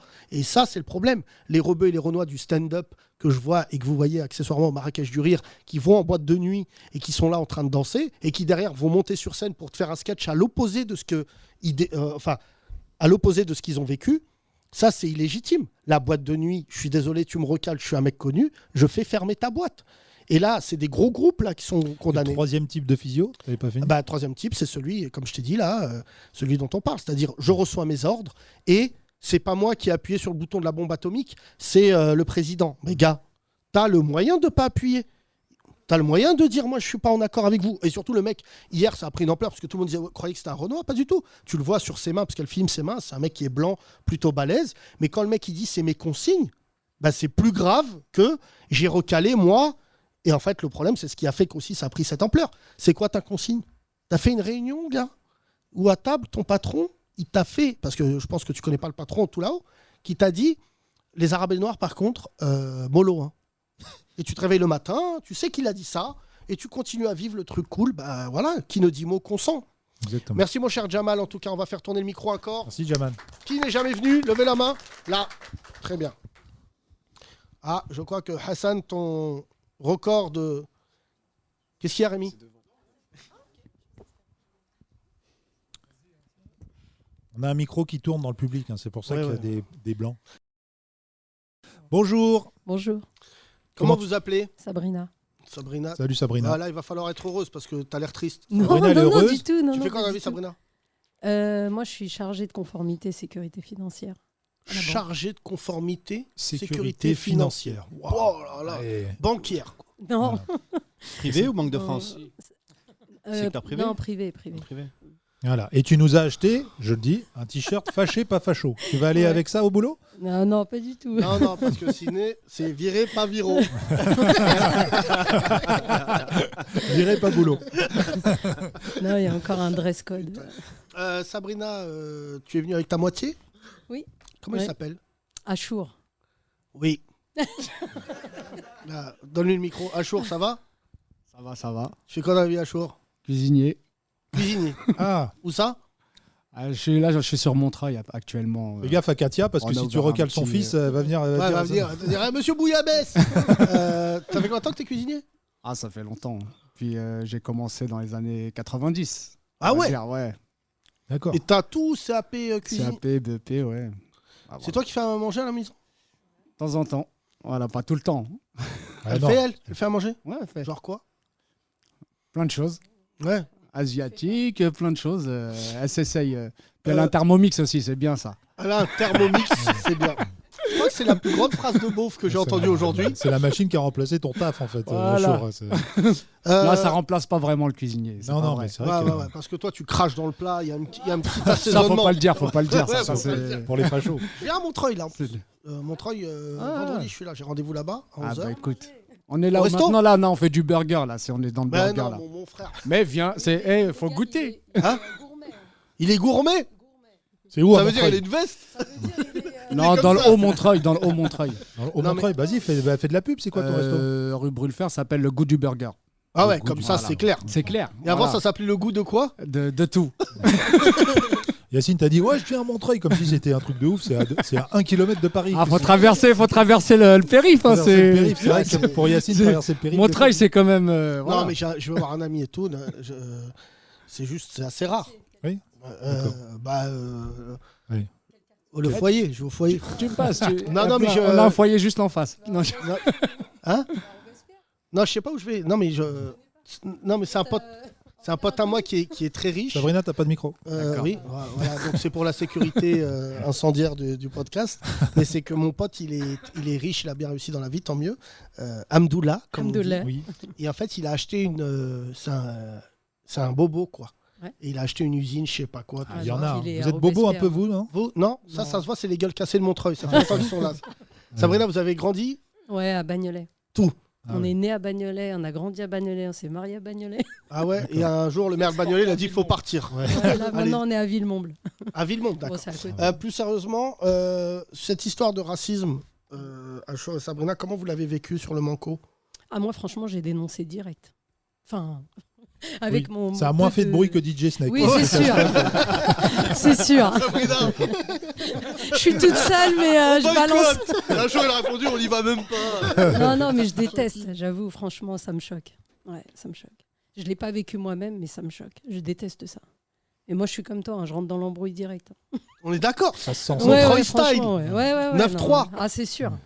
Ah ouais, nous on ouvre un classeur, nous on est procédurier en plus. On a un classeur. Regarde, 14 février 92. Ah ouais, moi je voilà. balance. Non, je suis d'accord, faut pas laisser passer. Je suis Moi, d'accord tu sais, avec toi. je suis fasciné par les gens qui s'embrouillent, parce que j'en fais partie. Mais en fait. Mais là, en couple. Ah bah là, c'est Achour. Non, lui, un Achour, peu il a une moins. teuté. Non, lui, Non, un peu Achour, moins. il a une tête à dire. Il Ouais. démarre. Viens, on y va. Ouais. Non. Classeur. Elle doit dire ça à chaque fois. Vous allez finir dans mon classeur. Ah Qui ouais, ça, démarre? c'est- C'est l'un ou l'autre ou c'est les deux? Ouais, c'est bon. C'est toi, Sabrina? Oh, moi, j'ai du mal. Hein, ouais, Vous avez je- des enfants? Oui. Quel âge? 13 ans x 2 et une de 9 ans. Ah, des jumeaux? Des jumelles. Jumelles. Oh là d'accord. là, l'enfer. Putain. Bah, t'as Non, mais- quasiment des jumelles. Non, mais un, ça va, mais deux. Et en plus, il n'y en a pas un genre qui disparaît à la naissance. Tu dois garder les deux. quoi. Mais justement, sur le fait, ce que nous disait Katia tout à l'heure qui était très touchant, vous, tes enfants, ils doivent être heureux. Enfin, vos enfants, ils doivent être heureux de voir que vous êtes procédurier, que vous ne laissez pas faire. Ça les embête un peu des fois parce que moi je suis parent d'élève en plus. Donc, Ah ouais, d'accord. Ah non, Toi, là, l'enfer, l'enfer des Sabrina. réunions. Il y a du racisme, ma fille, elle a 4. Bah oui, elle a 4, elle a 4. Non, mais c'est bien. Non, Non, franchement. mais parce que c'est vrai que honnêtement, c'est à petite échelle, hein, ils sont au collège, mais il y a très très peu de parents entre guillemets issus de l'immigration. Bien sûr, c'est ce que j'allais dire. C'est pour ça que. Black et Rebeu qui se présentent et qui représentent en tout cas. Mais moi, c'est pour ça que je suis très fier, comme l'histoire du Manco, que les gens, en fait, dorénavant, se laissent pas faire. Et tu as tout à fait raison de le souligner. Je suis hyper heureux de voir des parents issus de l'immigration, français, hein, ce que vous êtes. Oui. Les deux, vous êtes nés en France. Bagnolet. Oui, à Bagnolet. Ouais, bon, là, c'est l'enfer. Et en fait, ça me rend fier que justement, tu viennes, tu suives l'éducation. Et je le dis pour les gens qui ne le mesurent pas, mais pour nous, c'est beaucoup. Tu vois, nous, avant, quand les parents. Enfin, mes parents, le prof, il disait faut le buter. Je pense que dans les 2 jours, j'y passais. Non, mais, Non, mais ça existe encore, hein, franchement. Ah ouais? Ouais, franchement. Ouais. Il y a des cas, moi, j'essaye de défendre. Bon, après, comment dire, le corps enseignant, ou en tout cas tous les intervenants, il y a des bonnes volontés, il y a des bienveillances. Je ne parle pas de racisme pur, mais c'est pas une légende quand même. Les histoires de quotas, les histoires de voies de garage, les histoires de je te réoriente parce que, bon. Après, c'est le système éducatif qui ne va pas, hein. Je critique Mais là, pas le problème, les c'est profs, qu'on n'est mais- pas dans l'éducatif. Visiblement, même le système gustatif. Oui. Le problème, c'est que il y a Mais beaucoup ça démarre à l'école déjà, parce qu'il y a une mise en condition, je trouve que. Voilà, oui, il mais y a un souvent, on n'a pas formatage. envie de basculer dans la paranoïa. Mais malheureusement, tu vois, on en parle dans ce podcast, mais tu te fais recal au restaurant, tu te fais recal en boîte, tu te fais recal sur l'appartement, tu te fais recal sur l'emploi, tu te fais recal sur tes études. Et je ne comprends pas comment un homme politique comme Emmanuel Macron, il ne voit pas la gravité de la situation dans laquelle on est. Parce que maintenant, ce que je dis souvent, avec 89 députés, ils vont enfoncer le clou. C'est-à-dire que vraiment, moi je le vois. T'as son 06, envoie-lui un texto. Non, mais tu vois, sur le fait Non, de. mais c'est bien, parce que Yacine, moi, je trouve que. C'est pour ça que j'en parle souvent à mon mari. Je dis il faudrait plus de Yacine, quoi, C'est plus gentil, de merci. Thomas. Vraiment, ça fait Arrête, je vais chialer, un beau je te travail. jure. Non, mais c'est vrai, franchement. c'est vrai. Je lui Non, en parle non. tout le temps. Je lui dis c'est. Voilà, moi, je suis pas fan d'eux, hein, mais je suis pas dans ce délire-là. Mais je trouve que vraiment, il devrait y avoir plus de gens comme toi. Alors, Non, qui mais soient après, connus ou pas connus, mais qui puissent. Non, mais il y a plein de. Je te jure, je dis pas ça. Moi, je suis une rosta pour les gueules cassées. Mais quand je marche dans la rue, tu sais, vraiment, hier, je marchais avec les gens de mon équipe dans la rue et tu sais, j'ai beaucoup de gens qui s'arrêtent, des taxis, des trucs comme ça. Mais j'ai vraiment un type de public. J'ai ou des blancs, ouf, qui vraiment sont dans nos cœurs et c'est nos vies. On est mariés avec eux, c'est nos frères, c'est nos sœurs et tout. Et vraiment, ils sont là quand ils me reconnaissent, ils disent je suis pas comme vous, mais je suis d'accord avec vous. Tu sais, là, ils sont possédés, tu dis tranquille.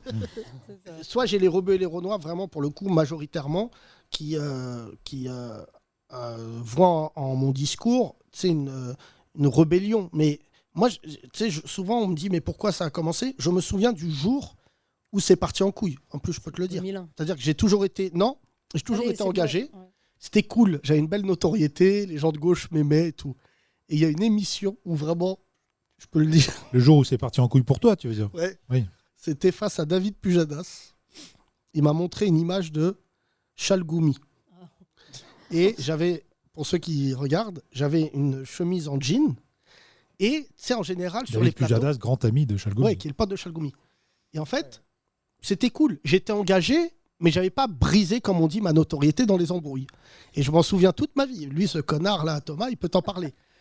Et il montre, il dit, et l'imam Chalgoumi qui a fait une manifestation à République qui a été vraiment un succès. Et là, tu sais, dans ma tête, il y a un mec qui dit, Bah, Wallah, non. Non, là, cette fois-là. Et j'ai craqué et je venais de faire une sieste. Et comme Thomas, on le sait, jamais faire une interview après une sieste. Tu dis que de la merde. Oui, mais c'était avant ou après World Trade Center? Non, Bien après. Parce que moi, la cassure, je l'ai sentie en 2001. Mais non, mais ça oublie. Non, mais même limite, je te demanderais de revenir en 2001, tellement ce qui se passe là est bien plus grave. Et j'ai dit à Pujadas, dézoomer. Ils sont 8. Et donc, j'ai vu que ce jour-là, juste le fait de dire à un moment à un mec, arrête de dire de la merde et tout, ça a provoqué une tension.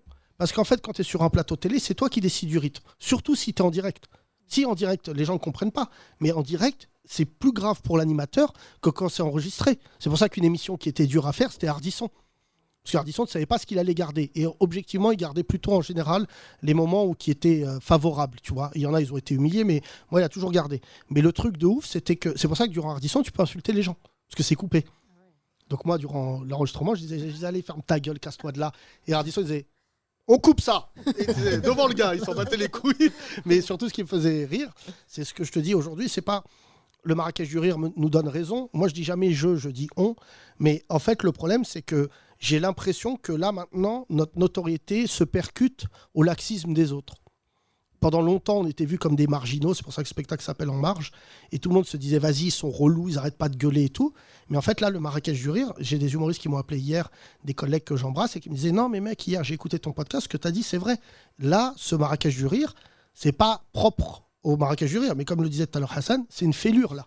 C'est la première fois qu'il y a une fêlure, parce que c'est ce que je te disais, ça fait 6 mois qu'on a mangé une élection présidentielle absolument abominable, que les gens, ils sont, je vois votre état physique, c'est pour ça qu'on a décidé de prolonger le podcast. Tout le monde est KO, on est au mois de juillet, t'as vu dans quel état moral on est? Parce qu'en fait, on n'en peut plus. T'allumes la télé, tu dis, mais il n'y a que des oufs. Il n'y a que des oufs. Et Thomas disait un truc qui est vrai, heureusement qu'il y en a, ils sont en vacances là, parce que toute l'année, il y a des polémiques de ouf. Et moi, ce que je comprends pas, c'est que les artistes, ils devraient arriver en bande et dire, on va passer l'année à vous vanner. Donc, moi, j'ai pas l'impression... Ils disent, vas-y, Walidia. Et c'est le seul qui a fait un sketch pour parler de ça dans Marrakech du Rire. Moi, j'ai vécu ce qu'a dit Walid, l'histoire de, justement, la femme de ménage en voile, qui pose pas de problème. Je travaillais sur un site où il y avait le ministère de l'Intérieur. Donc c'est un site multi-entreprise en fait, banque, voilà, ministère de l'Intérieur avec vraiment des gens, des cadres, hein, quasiment 90% de cadres. Et la femme voilée, elle gênait pas du tout. C'est vrai qu'il y avait énormément de femmes de ménage, donc 90% voilées. Et mon collègue, qui est pas du tout raciste, hein, vraiment, hein, il s'est outré parce qu'un jour, dans le service à la banque dans lequel je travaille, il y a une femme voilée qui est venue travailler. Mais en plus, en alternance, c'était une étudiante. Et je sais pas, ça l'a scandalisée. En alternance ? Comment ? Oui, elle était en alternance et puis elle est voilée. Bon, il s'avère qu'elle a pu avoir ce stage, cette alternance très bien. Mais honnêtement, tout le monde la regardait à la cantine parce que c'est vrai, elle est seule dans le milieu. Ça met bien en exergue que ce n'est pas une question de laïcité, non, ouais, c'est ça, etc. C'est un mépris de classe. C'est que quand tu fais le ménage, tu es à ta place. Ouais, et par contre, si tu souhaites réfléchir et parler à des clients, bah non, en fait. Mais franchement, mais lui, il n'est pas raciste, mais je pense qu'il y a un fond colonialiste, en fait. Tu vois, c'est... Ah ouais, pire. C'est ça, en fait. Pas raciste, mais il est un peu nazi. Non, mais franchement, ils sont pas racistes, mais profondément le statut de colon. C'est-à-dire vraiment, nous, on est les Blancs, on est là. Vous devriez pas être... Des fois, par rapport à la gauche, c'est la condescendance des gens qui sont racistes mais qui ne s'en rendent pas compte. Voilà. Est-ce que le colonialisme, c'est du racisme ? Je ne sais pas, mais bien sûr, quelque sorte. C'est même du racisme structuré. Voilà, c'est ça. Parce que franchement, ceux qui le faisaient étaient persuadés d'avoir raison. C'est ça qui est drôle dans le racisme. C'est comment, franchement, moi je donne ce sketch à Younes, mais moi le racisme, pourquoi ça m'a fait gaulerie ? Enfin, tellement c'est grave. Mais tu vis sur une terre où un jour, pardon, c'est grave ce que je veux dire, les Blancs se sont dit, je crois que les Noirs, ils sont inférieurs. Ils sont pas, ils ont, la moitié de l'humanité a dit, eux, on va les mettre à l'amende. Et il faut pas oublier quelque chose, tu sais comment le Vatican s'est rendu compte que l'esclavage était pas bon ? C'est qu'on a essayé de tuer un enfant devant une femme qui était esclave, une femme noire.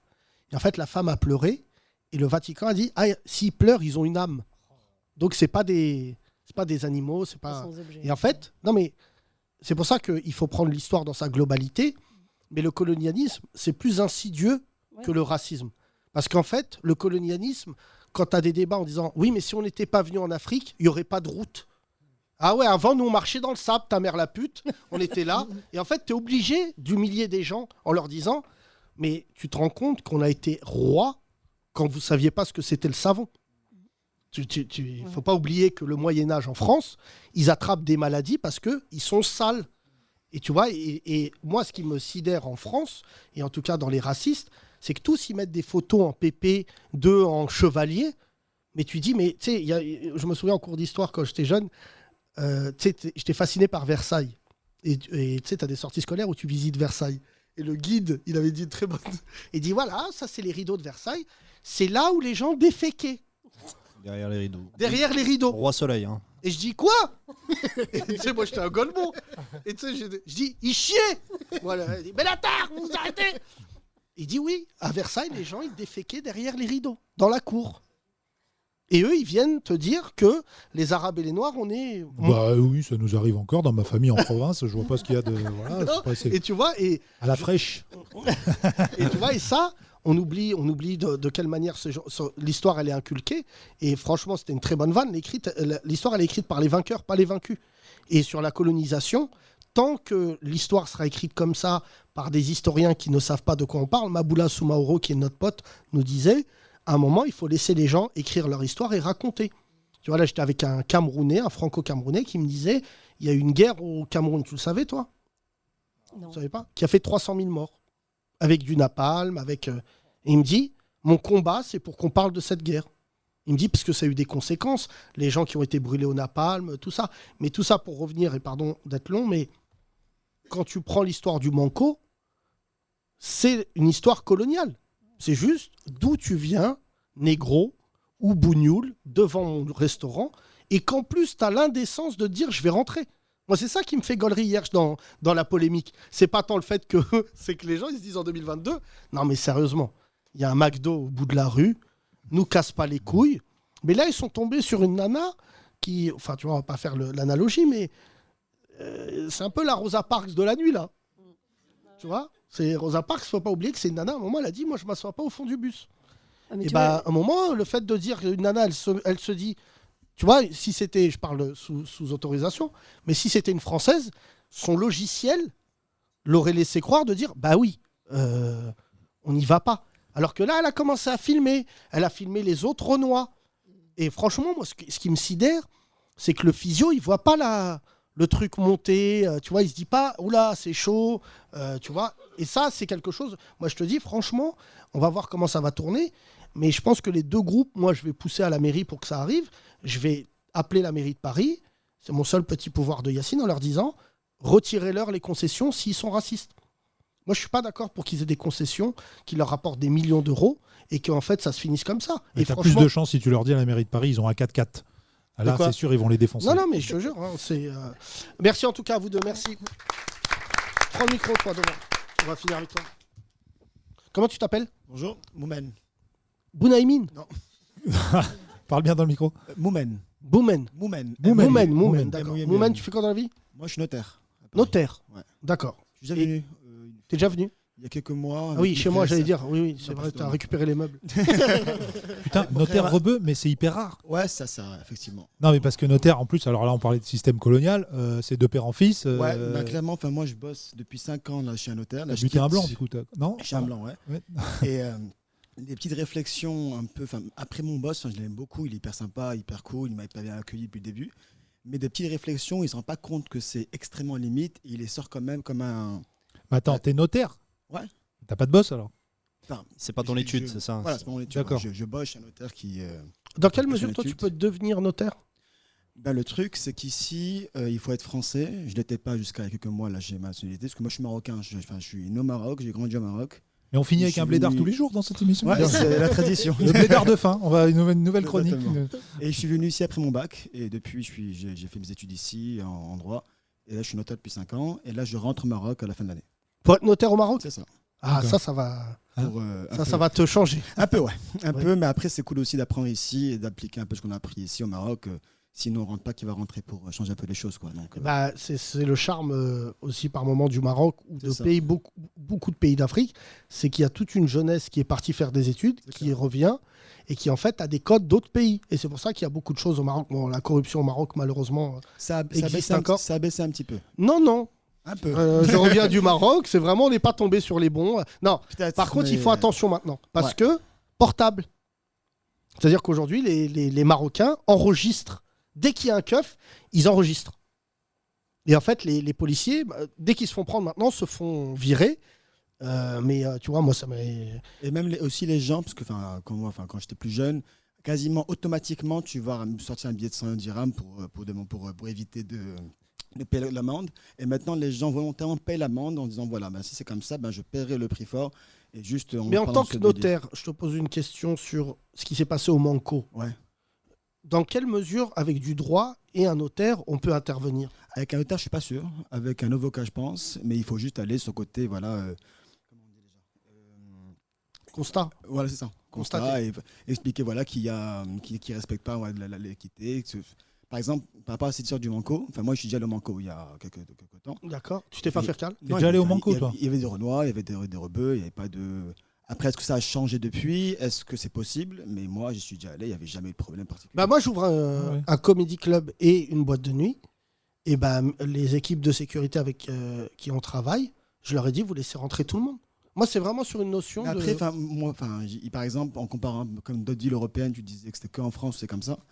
Là, j'étais à Berlin il y a quelques temps. À Berlin, par exemple, c'est une ville de fêtes, de clubs, c'est très connu là-bas. Et là-bas, il y a un côté où si tu ne rentres pas dans le mood de l'endroit, il te jarte. Bah oui. Tu sois rebeu, renois, blanc. Oui, si t'as pas de piercing dans le nez, un berger allemand qui fouette, tu rentres pas, c'est tout. Ça. Mais donc Berlin, quoi. C'est une boîte avec des Berlin, yinches. quoi. C'est ça. Mais après, donc le Manco, si c'est seulement, si c'était elle qui n'était pas dans le mood de la soirée, ça peut arriver aussi. Mais si vraiment il y a un côté purement racial, et là c'est vraiment un truc raciste, effectivement, il faut s'attaquer, il faut arrêter ça, c'est sûr. Mais comment tu prouves que tu es dans le mood de la Je sais soirée? pas. Mais effectivement, mais c'est bizarre, c'est ça la difficulté. Mais après, c'est ça qui va faire faire démonstration aussi. de danse devant. Est-ce que vous pouvez faire le poirier et chanter I Will Survive? Surtout dans un resto, quoi. À Berlin, ce à quoi tu fais référence, c'est le code vestimentaire. Ouais, tout c'est autre chose simplement, encore. c'est le code Ça peut autre chose, mais. Oui.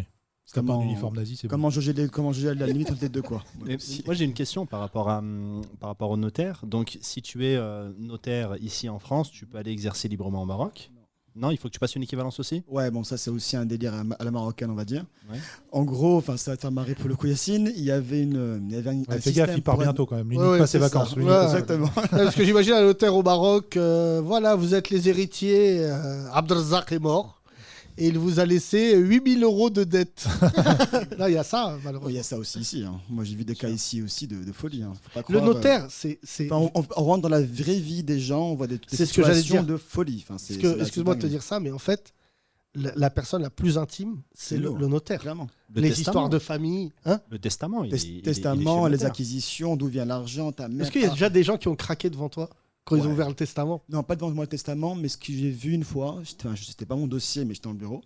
En gros, dans une succession, pour les biens mobiliers, dans tout ce qui est, je sais pas, cadre, bibelot, etc., soit les héritiers se mettent d'accord qui prend quoi. S'ils ne se mettent pas d'accord, c'est un tirage au sort. Donc, tu vois, c'est pas vrai. Un tirage au sort. Donc, moi, ça serait. Le lot 1 pour. Il n'y a rien. Et donc, il y a des situations où un des frères sait très bien que son autre frère veut le bibelot. Et finalement, c'est lui qui a le bibelot à sa place. Il le prend, il le pète devant, il le casse devant lui en mode. C'est pas vrai. Donc, quand je suis en train de bosser, j'entends des cris, des gueules, je descends en bas et je vois le bordel. Et... Tu laisses ce pingouin, Philippe. Philippe, tu reposes ce pingouin, sinon je vais t'enculer. Il y a par rapport à des situations de folie, quoi. Et par rapport au Maroc, donc il y avait une loi qui existait pendant longtemps, qui était un peu bizarre, mais qui existait, avec une équivalence automatique. C'est ça que je te dis ça. Et il y a 8 ans, ils ont supprimé la loi pour faire un système à la française, avec une école de notariat marocaine.